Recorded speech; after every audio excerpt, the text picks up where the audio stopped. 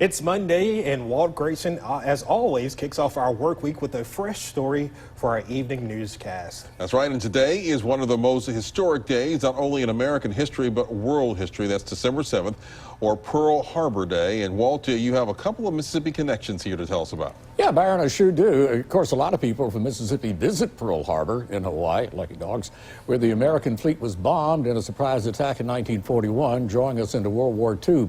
The USS Arizona Memorial is very moving while you're there. Take a look at that one.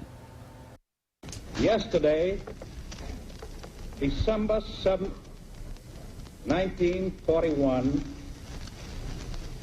a date which will live in infamy. No doubt some of the most famous words ever spoken by a United States president, perhaps eclipsed only by Lincoln's Gettysburg Address. That's President Franklin Roosevelt addressing Congress and the nation after the surprise attack on this place, Pearl Harbor, Hawaii, drawing the United States into World War II. The USS Arizona Memorial is probably the most iconic image of Pearl Harbor today. The bridgeway spans the ship, the Arizona, which rests on the bottom of the harbor. Many of the men who were killed aboard the Arizona are still entombed there.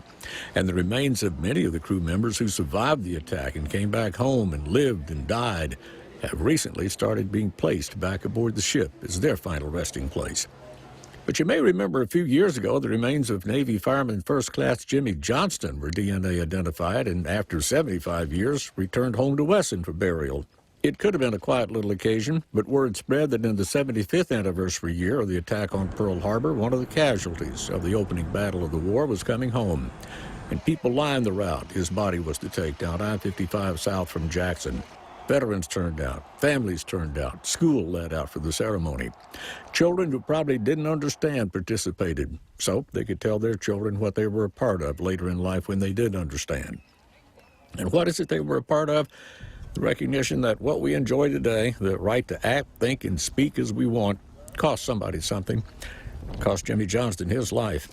And we remember that today, Pearl Harbor Day, December 7th.